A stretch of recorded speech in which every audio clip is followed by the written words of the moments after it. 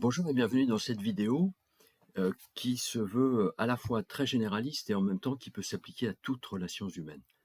Donc elle présente un intérêt pour moi extraordinaire.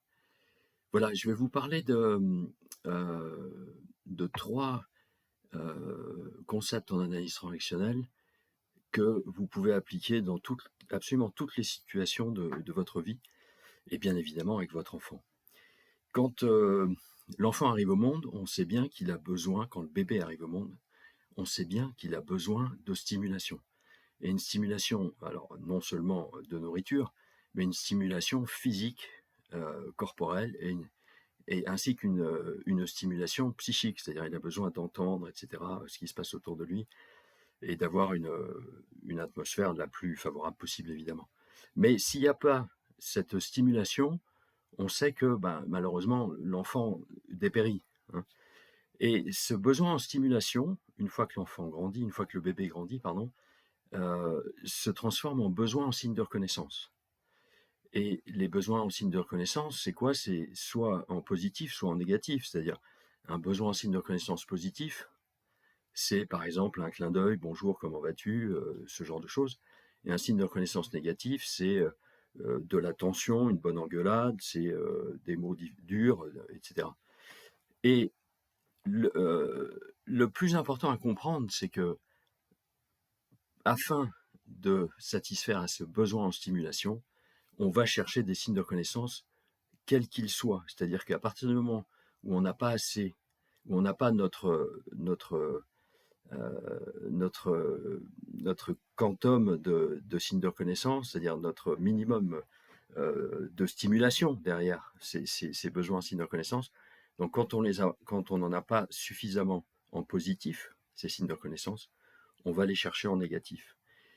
C'est automatique, c'est universel, on va les chercher en négatif. Voilà, on va chercher les tensions, les engueulades, etc. Pourquoi? Parce que on se sent vivre, on sent une certaine intensité, corporellement comme psychiquement. Ces besoins en stimulation, pardon, ils ont besoin d'une certaine intensité pour être satisfaits. Ces besoins en stimulation, donc, ont besoin d'une certaine intensité pour être satisfaits. Alors, il y a une méthode pour réduire ce besoin, c'est de partir dans une grotte, mais c'est pas le sujet. Je pense qu'on est d'accord. Donc, à partir de là, je vous propose de considérer que votre enfant, il a un certain besoin en simulation, pardon, et un certain besoin donc en signe de reconnaissance qu'il va chercher ou qu'il a été cherché jusqu'à aujourd'hui. Bref, qu'il va chercher en positif et en négatif. Bon, si c'est que du positif, tant mieux. Ça veut dire quoi? Ça veut dire que vous-même, vos soifs de stimulation, vous les avez transmutés en signes de reconnaissance positifs autour de vous. Bravo, vous êtes extraordinaire. Maintenant, si vous êtes un être humain comme moi, vous avez donné autour de vous des signes de reconnaissance positifs et négatifs. Ok. Donc à partir de là, vous avez une merveilleuse grille de lecture qui est euh, les signes de reconnaissance positifs et négatifs. Et notamment, vous avez euh, la structuration du temps qui vous permet de voir comment vous avez habitué votre enfant à obtenir des signes de reconnaissance. Alors, soit par le retrait, parce que ça arrive, on peut être en retrait parce qu'on réfléchit. Bon, mais est-ce que vous l'êtes trop? Est-ce que vous l'êtes trop souvent en retrait? C'est-à-dire que vous êtes trop occupé par votre boulot, par d'autres activités. Bon, encore une fois, bienvenue parmi les êtres humains. Ok, mais on va voir un peu plus tard que c'est important quand vous êtes en présence de votre enfant que vous lui donniez, je ne sais pas moi, un quart d'heure par jour, 20 minutes, une demi-heure, une heure, si c'est possible. Bon, après, plus, y a ce rêve un peu extraordinaire de se dire j'aurais voulu tellement donner à mon enfant ceci, cela, beaucoup plus de présence, etc. Sachez qu'une demi-heure de présence minimum par jour, c'est largement suffisant. Ok, les mamans qui travaillent, les papas qui travaillent, etc., qui se culpabilisent, comme on a tous fait, hein, moi le premier, non, la question n'est pas là. La question, c'est quand vous êtes avec lui, vous êtes en présence. Et alors, je vais vous l'expliciter un petit peu plus juste après. À côté du retrait, il y a le rituel. Bonjour, comment vas-tu? Qu'est-ce que tu veux pour le petit déjeuner? Ça, c'est du rituel, c'est quelque chose qui est anticipable par l'autre, c'est très bien. Bon, pour l'instant, disons que par rapport aux soifs de stimulation, on se mouille pas trop, on donne une petite intensité en tant que signe de reconnaissance. C'est pas une grande intensité. Ensuite, il y a le passe-temps. Alors, le passe-temps, c'est parler des, comment ça s'appelle, des situations quotidiennes de la vie, mais ça peut être aussi parler des vacances, etc. C'est une manière de relationner qui est sympa. C'est pas encore extraordinaire, mais bon, voilà. Ensuite, il y a les jeux psychologiques. Alors, vous dites, ah, les jeux psychologiques, aïe, aïe, aïe. Alors, tout le monde a entendu parler de ça, mais je vous fais un rapide rappel. Dans les jeux psychologiques, il y a le fameux triangle dramatique de Karpman qui dit simplement que bah, où on est en position victime ou sauveur ou persécuteur, c'est une manière d'obtenir des signes de reconnaissance soi-même et d'en donner à l'autre. En général négatif, lorsque c'est persécuteur, lorsque c'est victime aussi, lorsque c'est sauveur, vous en donnez a priori des positifs, mais ça peut être étouffant. Donc l'idée, c'est la meilleure méthode pour sortir de tout jeu psychologique, c'est d'être authentique, de parler de vous, de vos besoins. Par exemple, vous avez peur parce qu'il n'a pas appelé ou parce qu'il est arrivé en retard. Vous vous préoccupez sur ses notes, mais c'est vous qui vous préoccupez, vous avez peur pour lui. Donc c'est important que vous le disiez. Plutôt que oui, tu pourrais faire mieux, etc. Non, vous parlez de vous. Ok. Et à partir de là, vous allez établir, vous allez grimper dans les signes de reconnaissance où là, alors, dans les jeux psychologiques, on marque, ça commence à être intense, d'accord?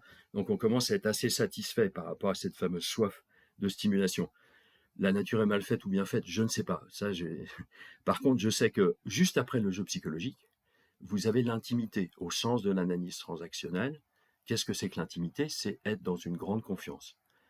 À partir du moment où vous vous permettez d'être authentique et de parler de vous, vous allez voir que petit à petit, il y a cette authenticité et surtout cette grande confiance qui va s'établir entre vous.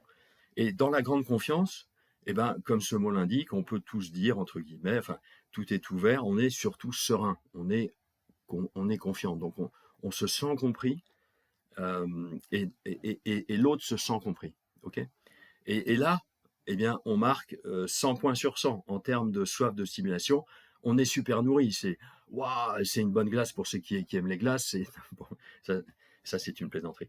Non, mais on est très nourri par la grande confiance, c'est-à-dire par l'intimité au sens de l'analyse transactionnelle. Et ce que je veux vous dire, c'est que s'il y a beaucoup de jeux psychologiques qui marquent, hein, qui satisfont à ce besoin en signe de reconnaissance, et donc à cette soif de stimulation, c'est pas dramatique. Juste au-dessus, il y a l'intimité, c'est-à-dire la grande confiance. C'est-à-dire que quand on se cherche avec des jeux psychologiques, pardon, en fait, un jeu psychologique, c'est on cherche à aller jusqu'où on peut aller avec l'autre. Alors, bon, le persécuteur est un peu à part en ce sens que c'est en général une personne qui, à l'instant T, est impatiente, est dans une forme de colère, et dans une forme je dirais, de non-respect enfin, ou tout du moins qui ne prend pas la situation de l'autre, okay, qui ne se met pas à sa place. Et qui, donc, le persécute, comme le mot, comme le dit ce jeu psychologique. Bon, en tous les cas, l'idée, c'est à partir du moment où vous allez être authentique et parler de vous, vous allez voir que bah, tout va, ce gros nuage de jeux psychologiques, que ce soit persécuteur, que ce soit sauveur. Alors, sauveur, c'est allez, on fait tes devoirs tout de suite, viens, machin, bidule. Bon, ben non, vous allez apprendre à lui demander en quoi je peux t'aider. Ok, je me préoccupe pour toi, j'ai peur parce que je vois que ta moyenne, je sais pas, est pas bonne, etc. Ok, ben en quoi je peux t'aider? À ce moment-là, vous allez lui redonner sa responsabilité à votre enfant. Et votre enfant va à ce moment-là se responsabiliser et va s'engager surtout par rapport à sa propre vie. Donc, à partir du moment où vous êtes authentique, vous allez engager votre enfant, vous allez faire en sorte qu'il se sente compris, et surtout, il va mieux vous comprendre. Donc, à ce moment-là, il va décider pour sa propre vie. Et vous allez voir que ça va être complètement, sa vie va complètement changer. La manière dont il appréhende la vie va complètement changer, et votre manière de relationner entre vous va aussi complètement changer, puisque vous allez passer donc à cette grande confiance qui fait que, en étant authentique, lui aussi va le devenir, et vous allez vous apaiser et vous allez rentrer dans cette grande confiance. Donc bienvenue, bienvenue sur ce chemin.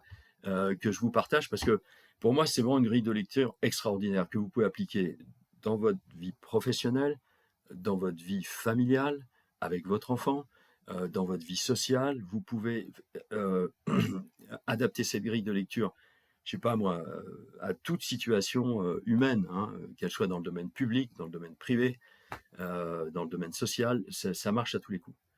Voilà. Donc, alors, bah, si je peux vous aider dans... Alors, tout ça, c'est un peu théorique, si je peux dire. J'espère vous avoir fait euh, passer quand même une forme de ressenti, hein, par rapport à